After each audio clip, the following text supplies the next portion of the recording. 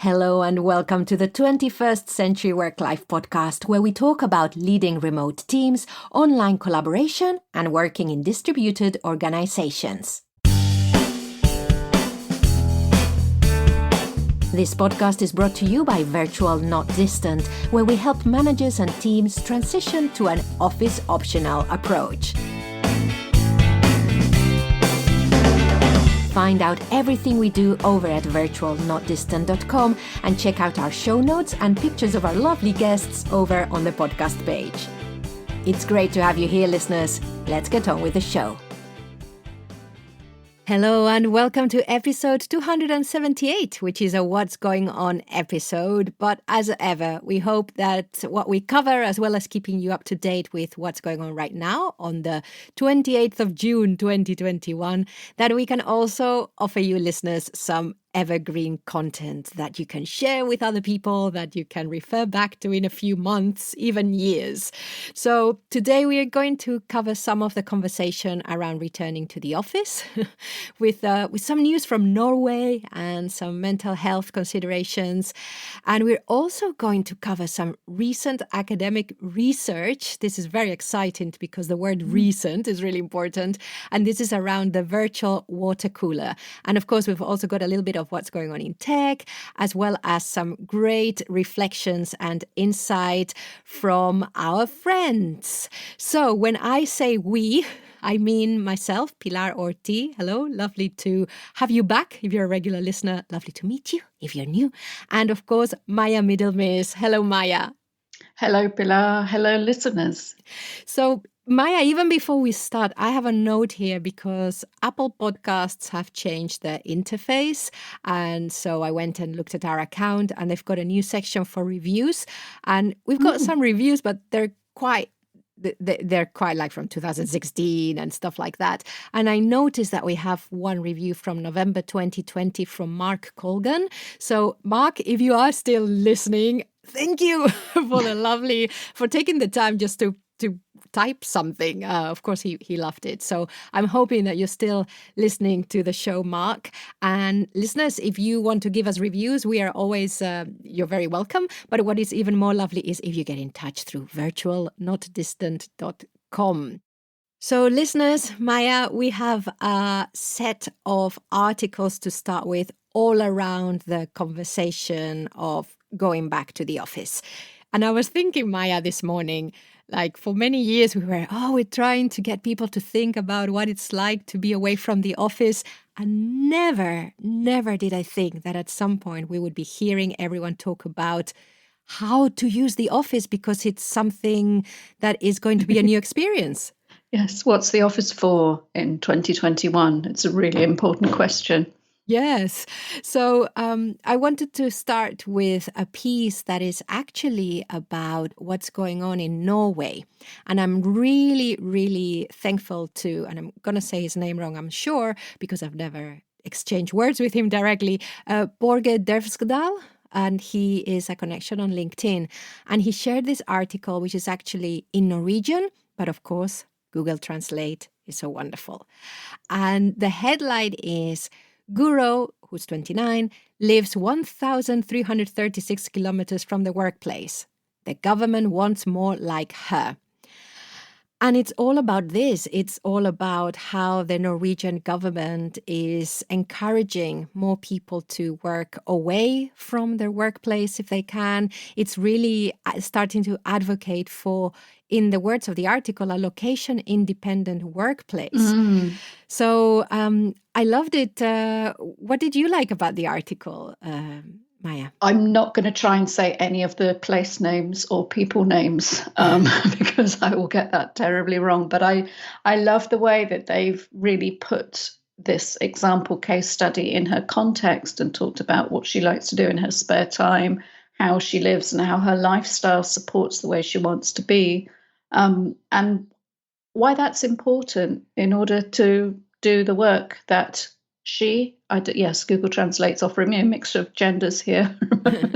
But I love the fact that this person is having bonfires on the beach and going climbing and still able to do this work for a municipality, which they don't have to live in anymore. And it's it's a really nice bit of context. It's a nice case study, and the fact that the government is supporting this, whether private sector's employers are or not, then we know that the public sector will often lead the way. So the government will continue to surf on that wave of knowledge, which is quite a beautiful bit of translation.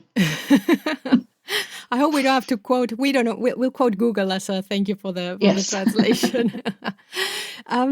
Yes, I think like you say, and it's an article which has such a human aspect and such a specific aspect. And I think it's quite good for that because it says, okay, this is really good for this kind of worker, and maybe we hadn't thought of that before. We hadn't thought that somebody who wanted to live their life like that could actually be incorporated in an ecosystem, which Yes. maybe has a different way of working. So, yes, I love that. There's a couple of things that I wanted to quote. One which I really like is well, this is great. I mean, this is the part that we liked about the pandemic in the remote work, if we could say that.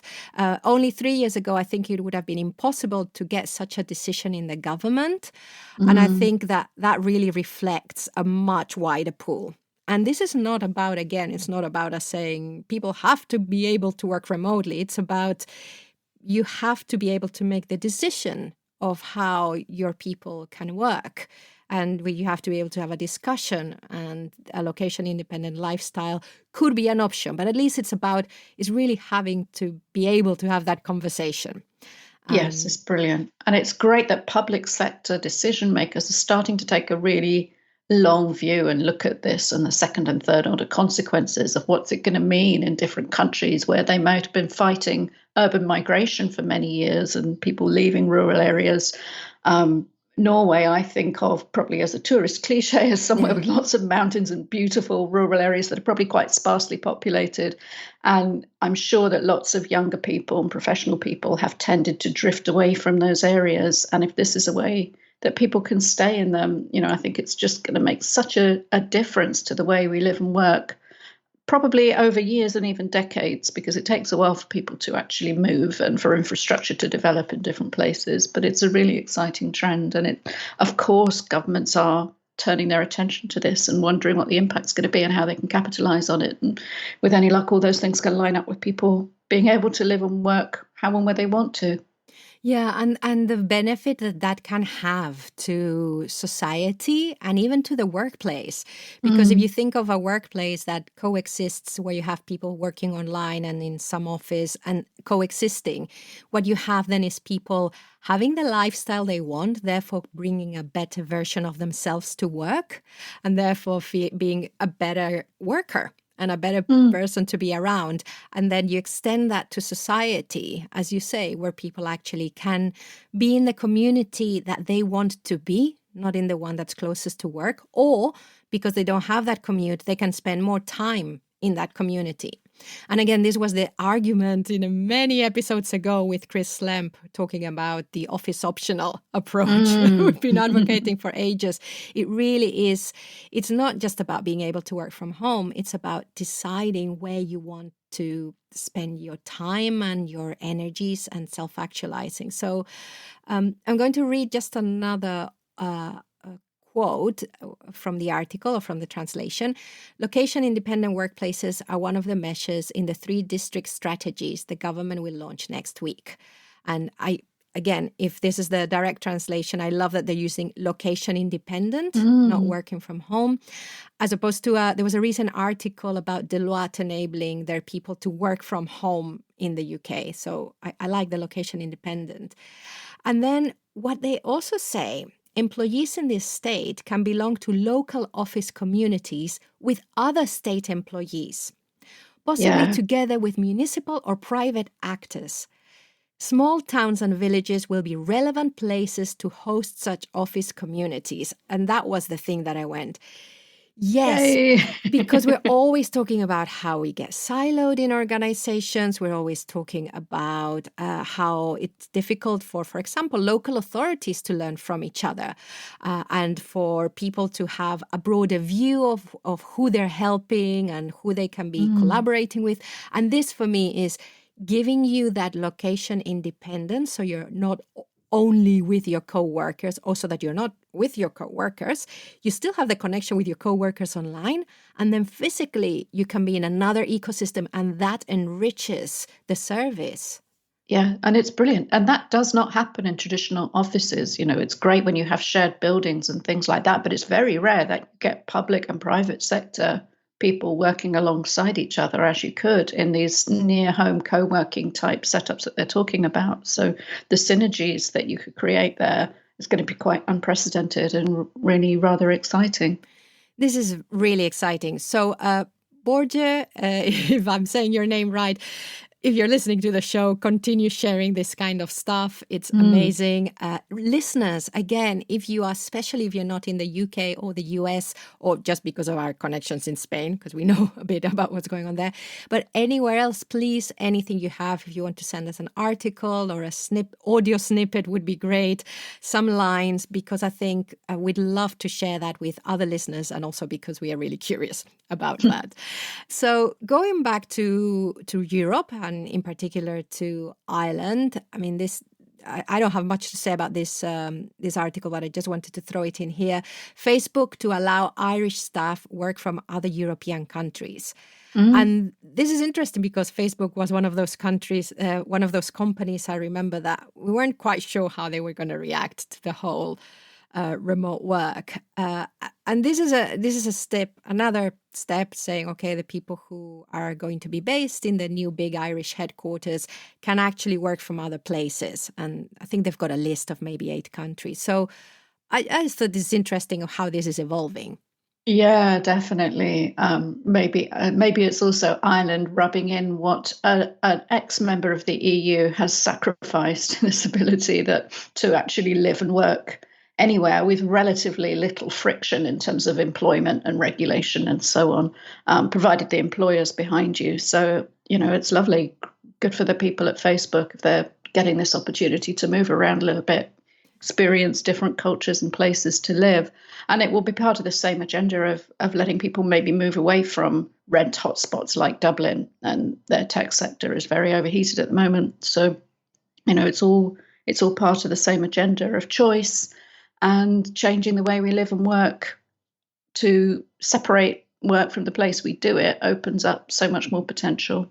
Yeah, it'd be interesting to see as well, because they've added the UK in this as well. So there's that also, in a way, makes a case for, even if you're having to legislate differently, that this company is prepared to go that far. Which, I mean, yeah, I think is really interesting strategy. I mean, to be honest, I don't think we'll see how much flexibility there is, and there is still, the article still has, I think they probably want some presence in the office at some point or something. But hey ho, as you said earlier, Maya, when you were talking about the Norway piece, all of this is going to take a very long time to consolidate. People don't just drop everything and move. Well, most people don't, but for other people, there will be early adopters and late adopters, and people who can see what other people are getting out of it and letting other people experiment first, but then they might start to envy their lifestyle and the changes they've made for their lives and for their families. And I'm sure it's going to be part of a wave. We just don't know quite where it's going to crash down yet. Yes.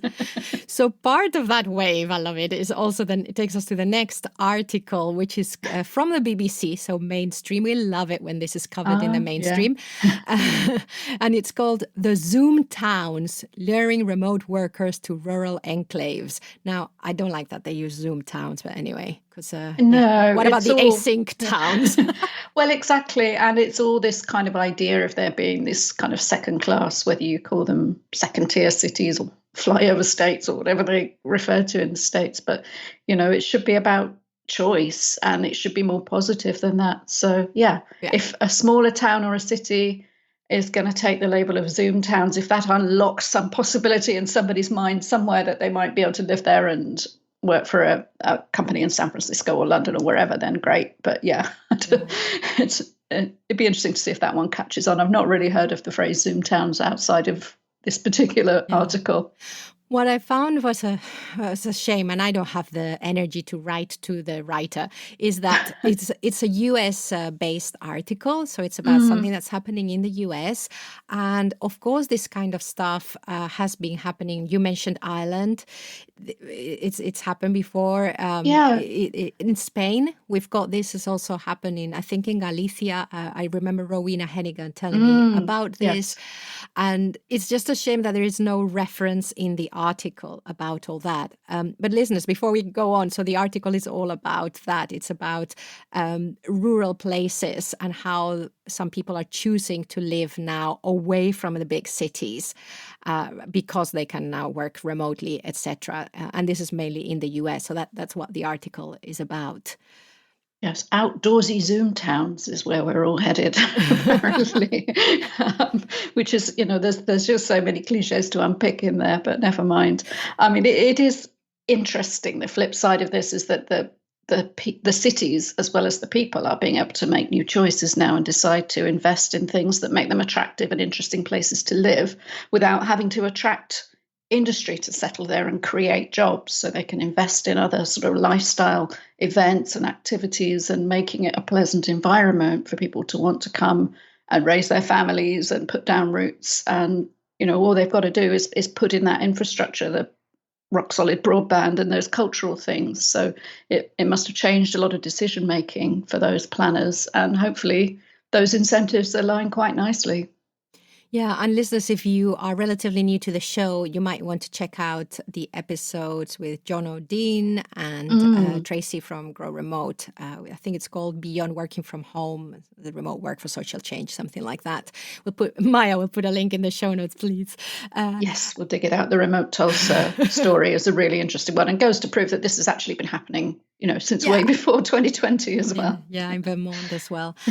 So what did catch my eye was that when I think of this, which is people going away from the big city as well, because many people would prefer to not live in the middle of the big city, but there hasn't been much of a choice for some professions, and those who can, because of course we always have to remember that we're talking about the people who can move away and continue doing their job, and there are many professions still where we have to still go into work because we can't do it remotely. But anyway, we're talking about one, I suppose, in a way, privileged sector of the working population.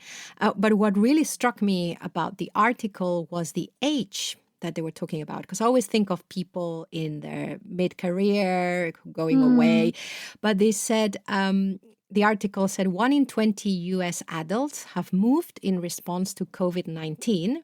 It's quite a lot, with those younger than 30 most likely to have made the change. Many are urbanites from major coastal cities like New York and San Francisco, who were spurred by the growing disconnect between stagnant wages and rising living costs, as well as the prospect of bigger spaces and access to nature in the American interior. So I found, it Makes makes sense. though, doesn't it? Totally. And this is generation rent. They are flexible. They're less likely to have children in school and mortgages and things that tie them to a location. And there are lots of places we know, and this is not just talking about the US, where in urban dense areas, the pandemic has not been managed well and people have not felt safe or happy. If you can take your work with you and go to somewhere where you can enjoy a lower population density and an outdoor lifestyle and hobbies that you enjoy, that maybe another generation is sort of less physically active and climbing mountains and things like that. Not to generalize at all, but it's great to be able to enjoy these things while you're young enough to do them, instead of having to wait till you can retire and move to somewhere that you've always dreamed of and just gone on holiday to before. You're also making me think whether, because this has happened also in Spain, like my mother was looking for a place to rent in the mountains. Hello, Mom. She listens to the show. She's always Hello, like, Pilar's mum. why do you talk about our private conversations on the podcast? Like, okay. But she did mention that it's become increasingly difficult to find, for example, a flat to rent in the mountains, because with remote work, everyone flocked there. And I'm also wondering whether at some point, some people might come back to the cities. just because they tried that and actually maybe it's not what they wanted. We always romanticize a lot of Yeah, stuff, maybe but it's the it, suburbs are heating up too, and yes. we're finding like leaflets through the door about, do you want to sell your house? No, thank you. We only Yes. just got here. Yes, yes. So I wonder whether, I mean, again, I think that will settle. There will be some movement, there will be some disappointment, there will be some opportunities Yes. that they did, there will be everything. But I think it's really interesting that there's movement, even in that, in where, and that has been spurred by a pandemic and the Mm. realization that we can work apart from each other's in some professions. Yeah, So and yeah. other lifestyle things, like in Spain, we had a really harsh lockdown Oh and yeah. no exercise or anything like that, combined with such a tradition for apartment living. Yeah, it makes complete sense why people would want to just run Yes. for the nearest mountain as soon as they're allowed. Yeah, yeah. So the last quote, I think it rounds up the discussion quite nicely. No one knows whether companies will keep remote work policies forever. So it's hard to predict the future of these nature adjacent Zoom towns or the workers who flock to them.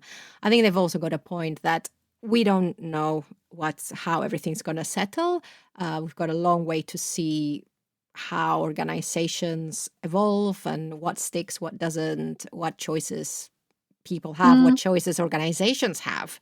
And we'll see. Yeah, but you're not going to be able to turn back time. And once people have moved house and they've settled in a new place, if the work suddenly decides they want them back, there's going to be one hell of a backlash. And people will simply vote with their feet, I suspect, by staying where they are while the work goes elsewhere. I hope that organizations also, well, this is giving new businesses freedom, much more freedom than Mm, before. I mean, we've always had the freedom, but I think this also means that we don't need to be able to access an urban center to be able to set up a business, even if we want to have an office. yes. So I think it's just going to give everyone more choice. And what I'm hoping is that the people who want to commute to an office, because for many reasons, that journey gets better, that the Yes. people who go into an office, that experience gets better with everything we've learned, going back to your point about can't turn back time. So I just hope everything feeds into the future, whatever that looks like. So that's the optimistic bit, but I just wanted to just raise this other aspect of which hopefully will be a little bit more time sensitive than the conversation we've had up till now, um, is this whole aspect of returning to the office during a pandemic when there's still uncertainty, not everyone is vaccinated, in some places cases are rising, UK. So there's this article called "You Shouldn't Feel Pressured to Move Back into Society. Many Mm. Americans dread returning to the office.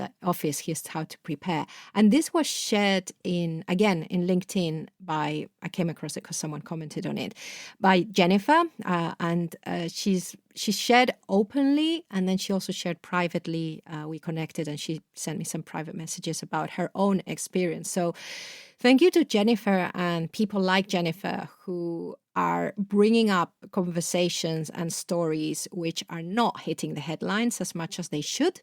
Mm. And they're not as sexy headlines as we'd like to hear. And they're difficult to discuss because they're multi-layered. And this really is about the amount of people who might be feeling anxious about returning to the office and how difficult they might be. How difficult it might be for them to bring up the conversation, sometimes to be taken seriously, sometimes to understand where to get that support, Mm. etc. Or even to find out what's going to be expected of them. I had a tweet on the Healthy Happy Homeworking account from somebody who said they heard through the media from their CEO that they were all Oh, going to be called back to the office.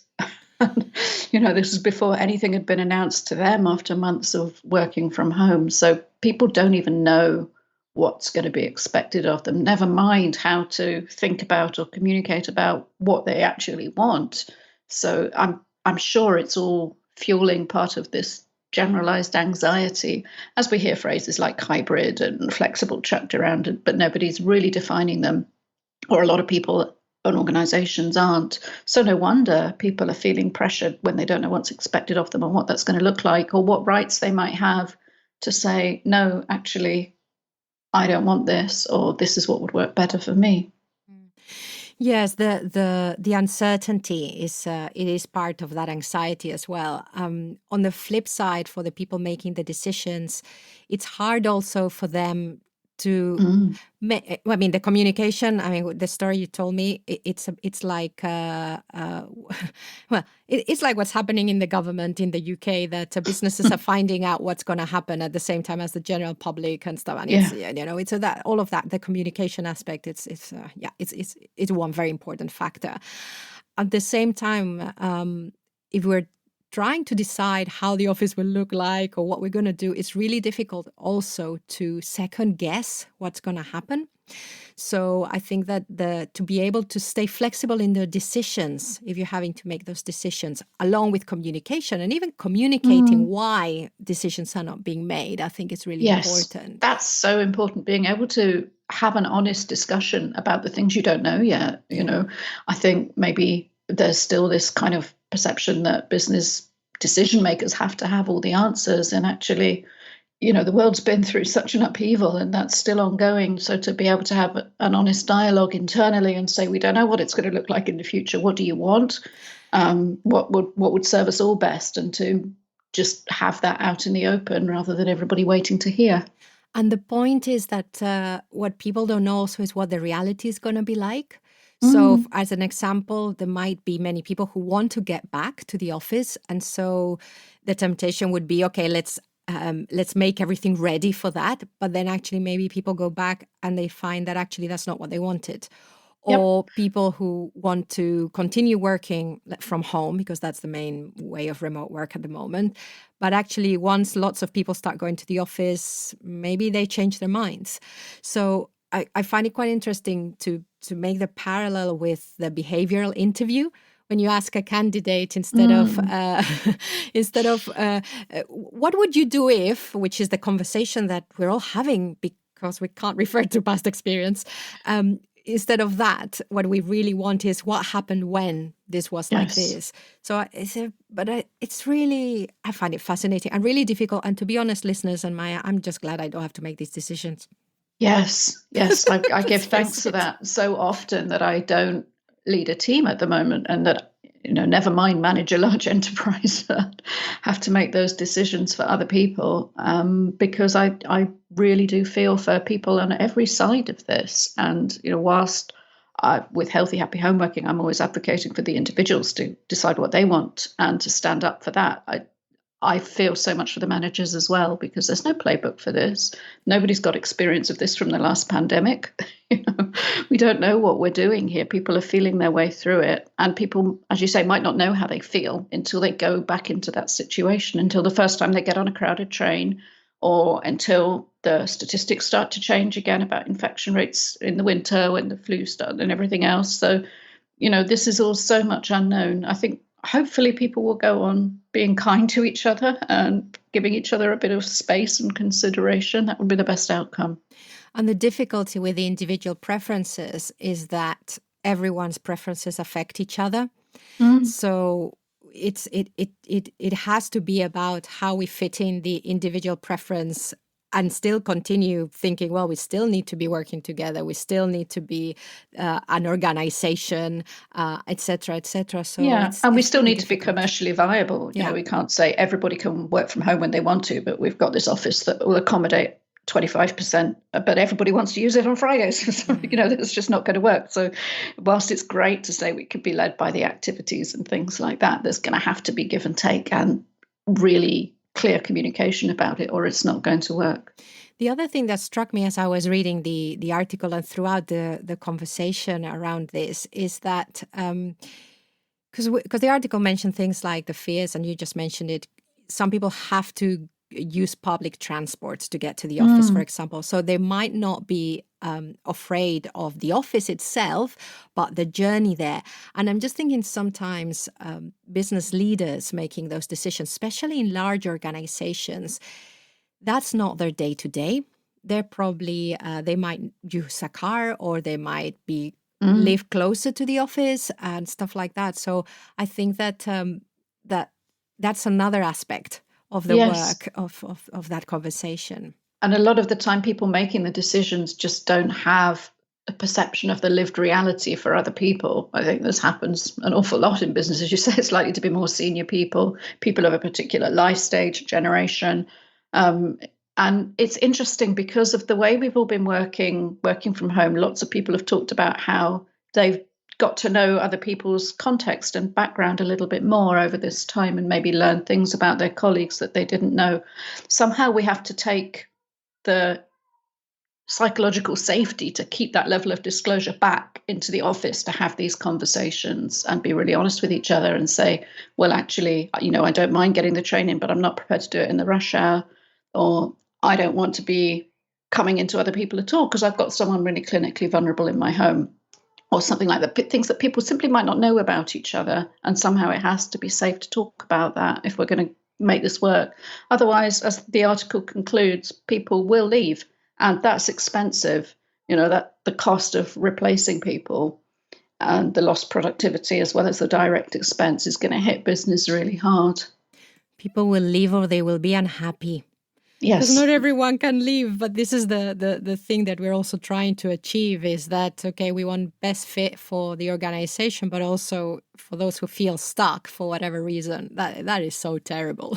Yeah, it is. And it was an interesting conversation I had with somebody recently. This was about contact centers and call centers and about how we've managed through the pandemic, but often the technology has been great, but it's also been kind of lashed up and people are making it work with 7 different applications open and things and switching from one to the other. And a lot of this was never documented or mapped out as a procedure, but they've made it work. And if those people leave, actually, it's going to be worse than at any other time because they're the ones who've got the experiential knowledge of how to do this. And they're the kind of human glue, was the phrase the person I was talking to used, who are holding the organization together operationally.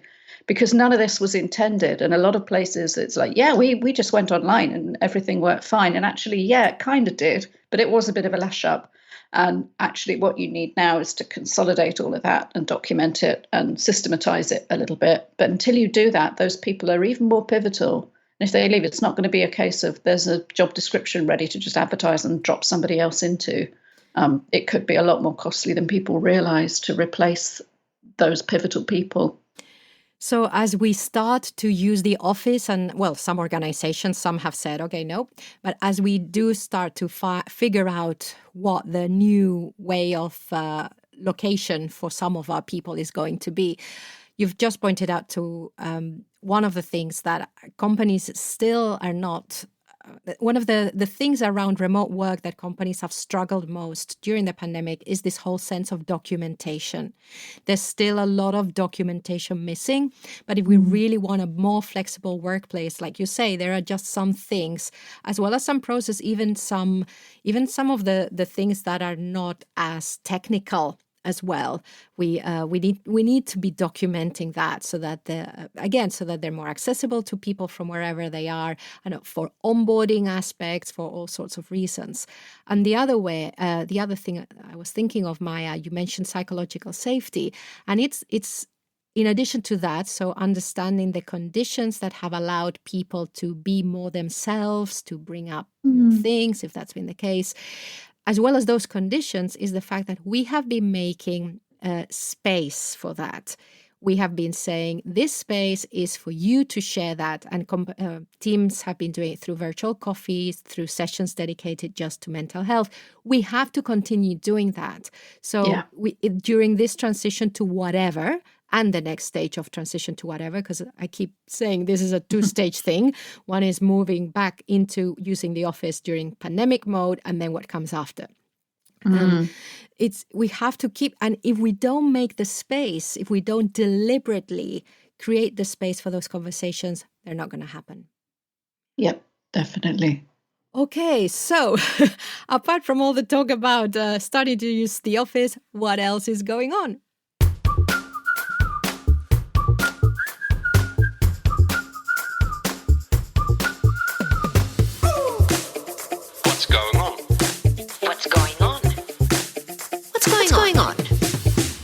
Well, this again, somebody shared it on LinkedIn, and I think it was one of the articles one of the authors of the research that appeared on my feed, and it's some research, Maya, about Yay!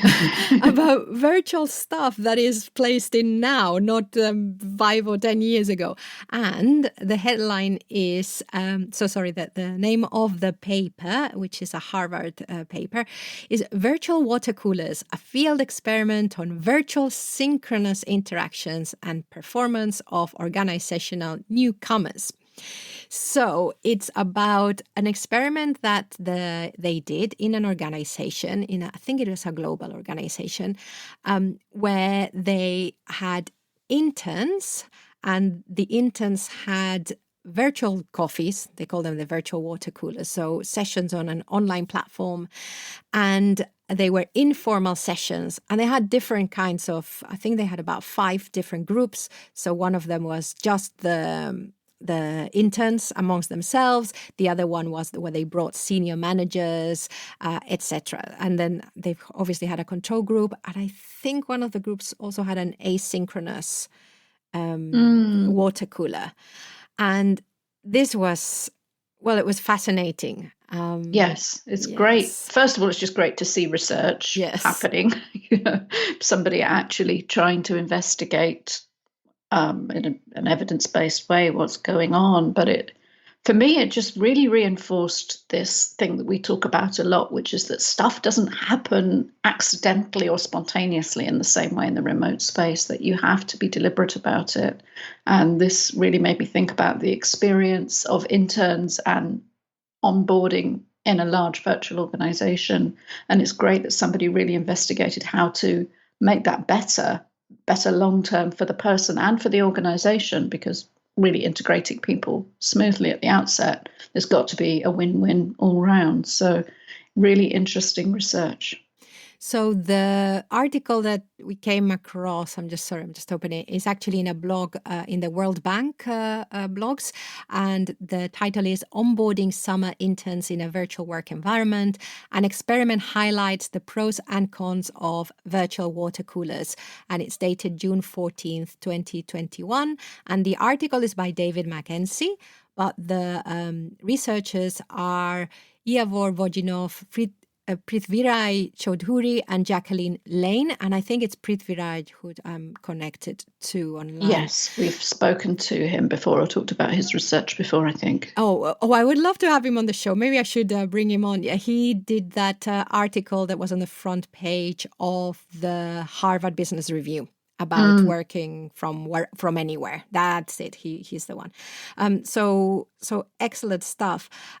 So listeners, you can read that blog post, and it's got a link to the article. You can also have a look at the article. What I wanted to highlight is it's another point that actually I thought, okay, this is really important. So when we talk about remote work, a lot of the time we've talked about how it could be better for equality or equity in the workplace. And this shows that, it's not enough that it's remote. So our main results show that interns who were randomly assigned to informal and synchronous interactions in virtual intern and senior managers with 3 to 4 other interns and senior managers were 4.7 and 7.3 percentage points more likely, so between 4 and 7%, more likely to receive full-time job offers at the end of the program compared to the asynchronous question and answer and intern group project active controls. So this is about synchronous. I wish it wasn't, but it is. And also about mixing in the company. Yeah, and it's reminding us that we have to teach we have to learn how to network, how to build our networks, how to be visible in the remote space, that we've never done that before. It does need to be conscious. I also thought there was a really interesting remark elsewhere in the research about how the impact was better, more positive outcome when the interns were matched with a manager who was of the same gender and ethnicity, really showing you that the things that you might expect them to be less visible online, that, okay, you're chatting remotely and it's somebody you've never physically met. So these shared characteristics might be seen as less important, but actually, in order to develop true connection and a sense of identity and belonging to that team and really wanting to go far in it, but therefore making yourself a more attractive job prospect and building those relationships that matter possibly throughout your whole career, not just in this internship, it's really important that people take those factors into account and realize that we do need representation at every level. We do need people that people can see, even if they're seeing it in a virtual sense, that this is somebody like me who is successful and happy in this organization that I can relate to and build a relationship with and model my career on. So I thought that was really interesting. A new reflection on diversity and inclusion in the all remote space. As part of another podcast that I've been hosting called Be Next Radio Show, I put together an episode on onboarding, diversity and inclusion in onboarding with Liam, I think it was McNally, the surname from GitLab. And he talked about how when they have, when they're recruiting someone in the interview, they will try and have someone who is recognizably like them, so that they can see that kind of. So I mean, this is all about surface level diversity. I wish we could go that this went further into deep level diversity. Yes, but that obviously wasn't the research objective. Yes, but at least they observed this correlation, and that's a good start. Yeah, and also it is important. It is important. It is important for all the reasons we know anyway. But I wanted to also read out the thoughts from the writer, which go to your point. So there are bigger job offer effects for those who received more informal meetings with senior managers. So the more constant the contact, this is no surprise, or maybe it is. The second aspect that is heterogeneity according to the demographic match between the intern and the senior manager, which is what you were talking about, impacts on receiving a job offer and on performance ratings were much stronger when interns were matched with a senior manager who is of the same gender and same ethnicity. Indeed, the impact seemed to be largely statistically insignificant if you're matched to someone outside your gender and ethnicity. Whoa, this is really interesting. And yes, it's again, for me, it's unconscious bias. Absolutely. And, I think it's just really important that we don't think that's gone away when we can't see people, because it's always there, and it's going to impact on so many different things, including the way people communicate and whether their first language, English, the skills that we rely on in terms of the ways we've learned to critically evaluate and think about things and discuss them, and cultural clues as to how we raise things with senior people and so on.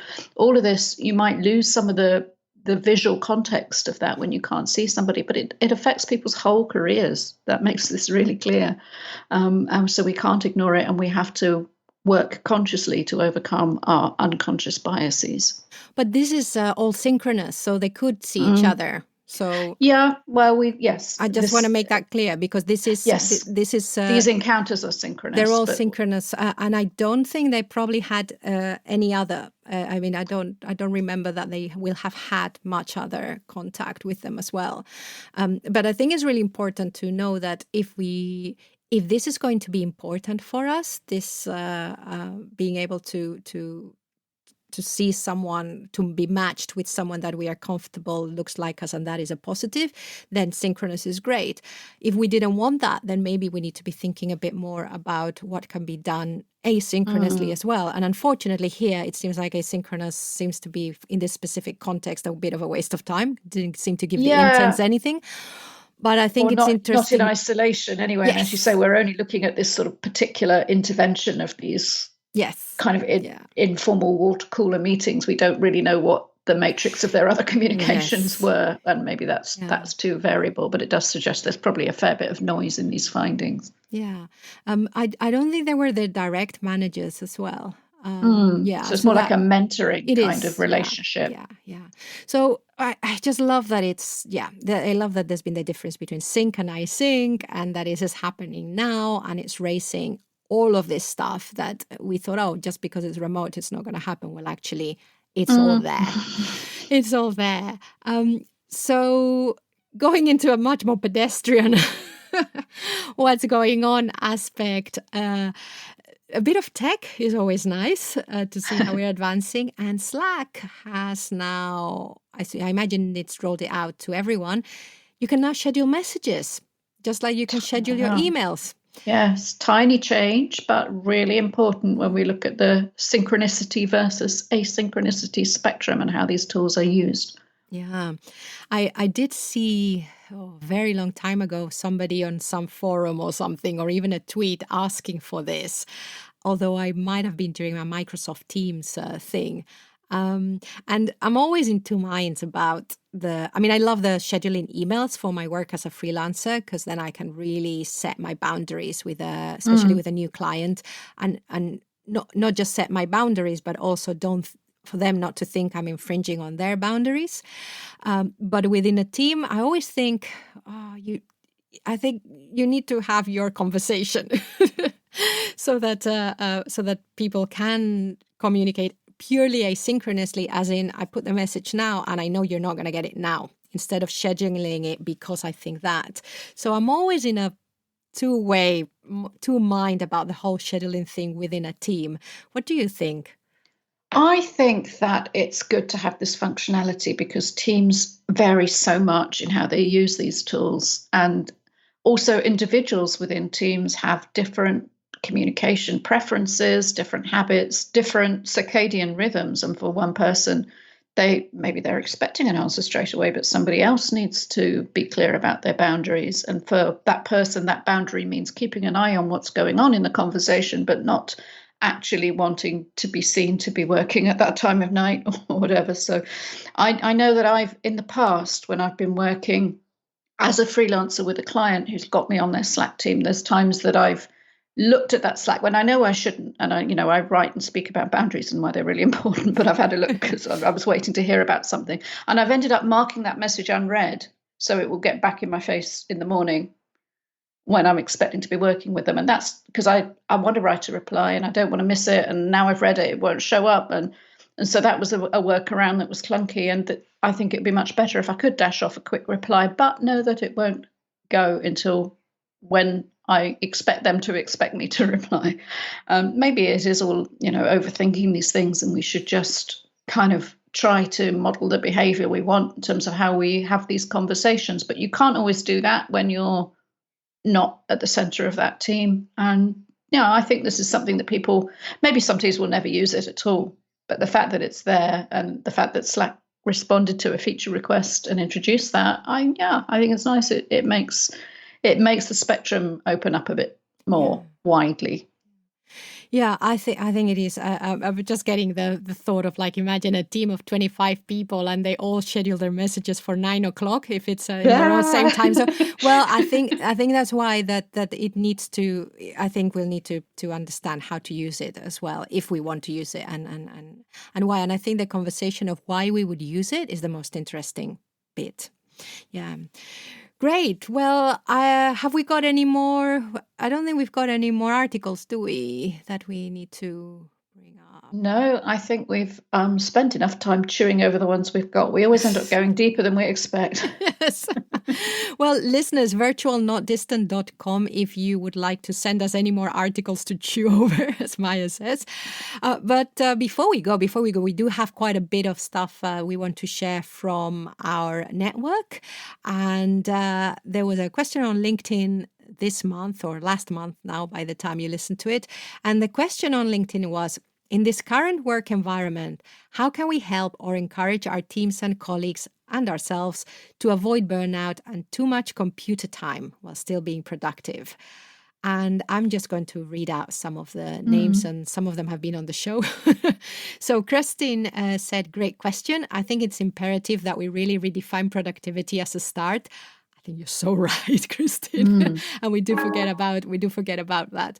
I also like to help my team by being realistic with my expectations and building in extra time to timelines.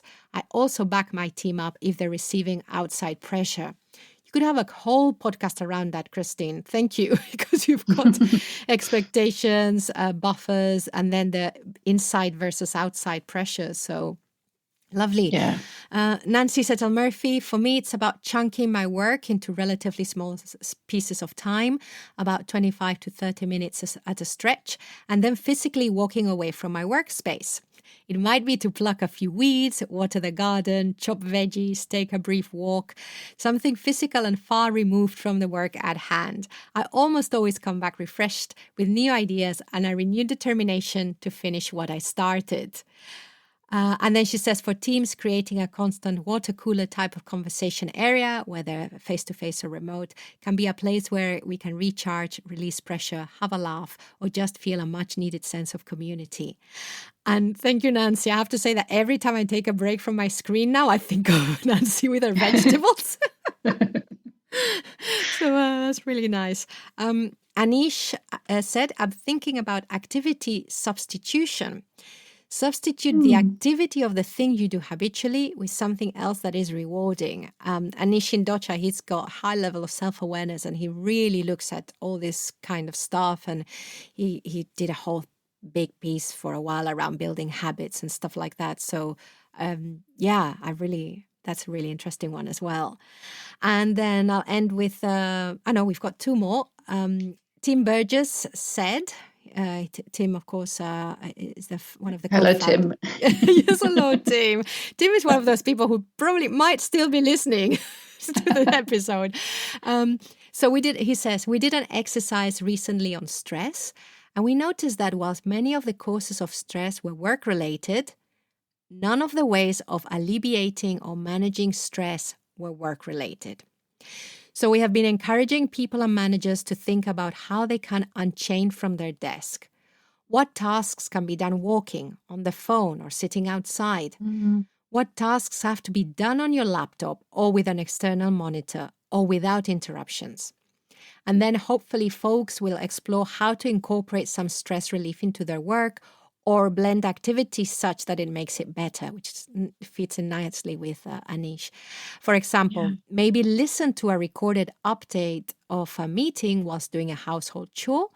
Neither activity is your favorite, but it feels good getting both out of the way at once. It's such an insightful observation that the ways to alleviate stress are so often we default to not work things. It's like those activities are seen as the antidote to work, which is creating the stress. Whereas actually, if you can multitask in the way that Tim suggested, kill two birds, do something like that, can actually reduce stress while still being embedded in the work. And you can keep the stuff you like to do, whether it's your garden or whatever, for another time. Yeah. And whilst it's brilliant if people can blend their personal and their work time in the same way, then it shouldn't necessarily be the responsibility of your personal life to alleviate your work stress. We should find ways within the work to address that in the way that Tim suggested. Nice. And then Teresa actually responded to the question on Twitter. She said, I firmly believe we need to defend other people's time off. Often this feels easier than defending our own, probably said. If we do it for each other, we build a sustainable, regenerative culture.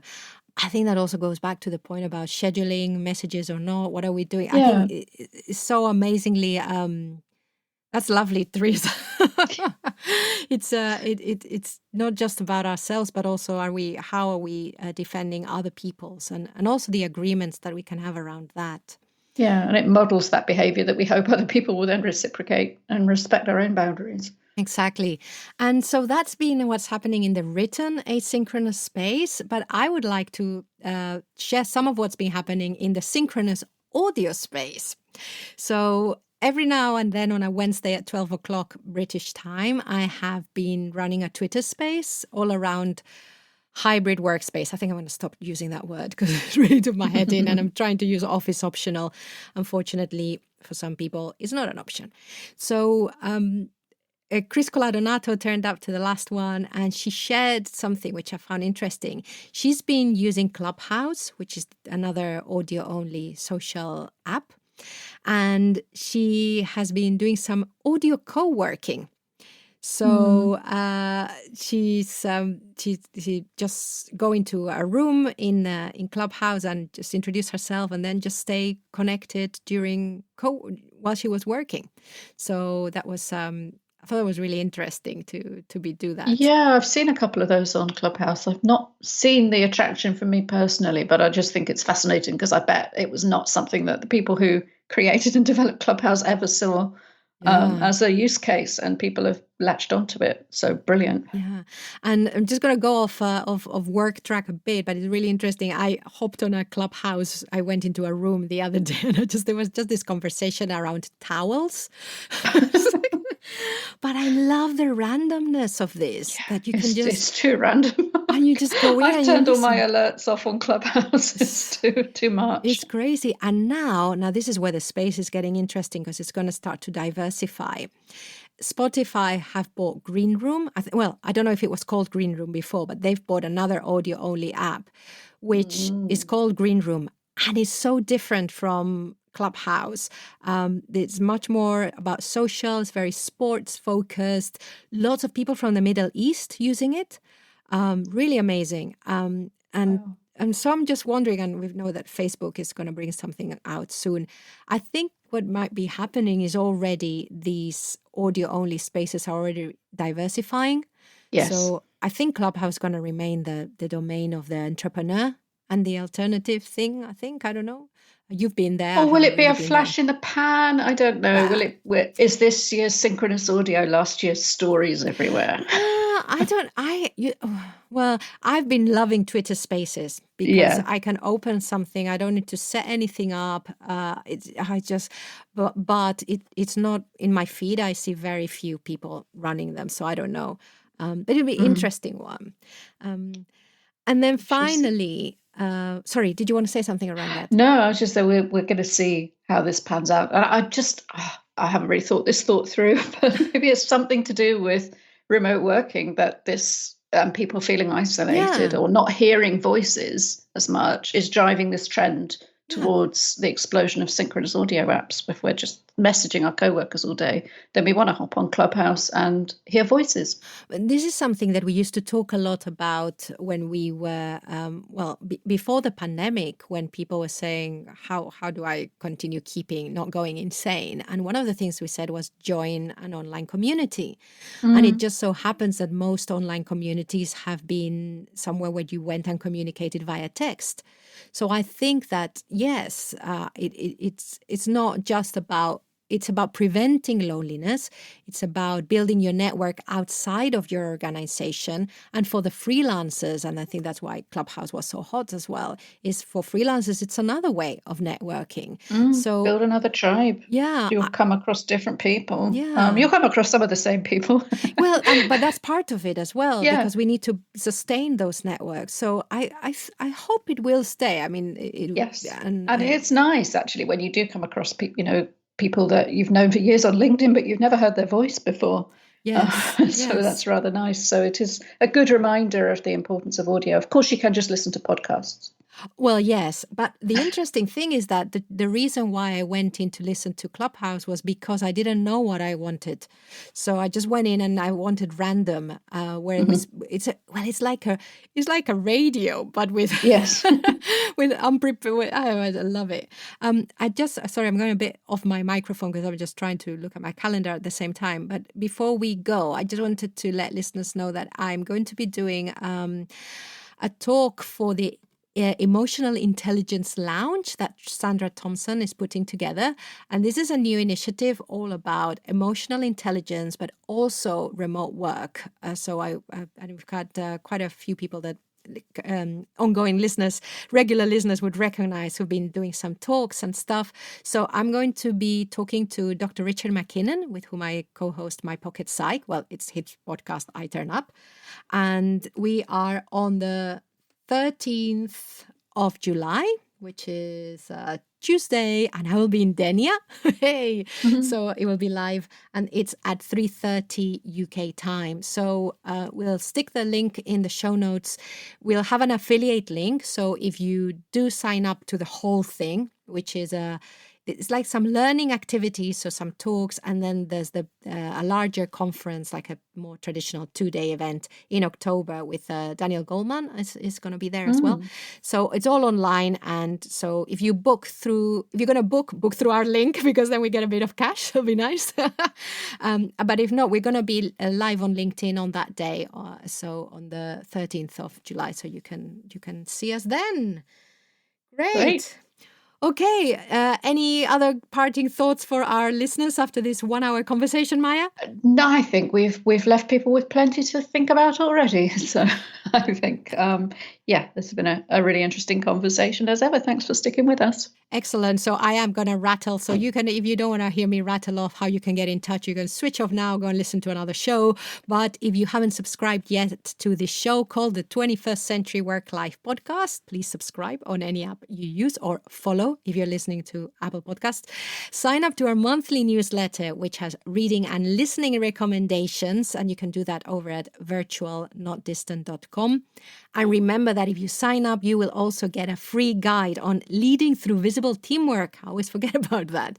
You can follow us on LinkedIn. You can follow us on Twitter as Virtual Teamwork with a 0 instead of an O. And if you want to get in touch directly with me, Pilar at virtualnotdistant.com, or you can use the contact form on virtualnotdistant.com. Thank you very much for listening right to the end. This is your little reward. Big hug. A big thank you for listening to the 21st Century Work-Life Podcast, produced by Virtual Not Distant. If you have something to add to the conversation, let us know through the contact form over at virtualnotdistant.com. I have been your host, Pilar Orti, and I'm signing off now. Wherever you are, whatever you're doing, enjoy.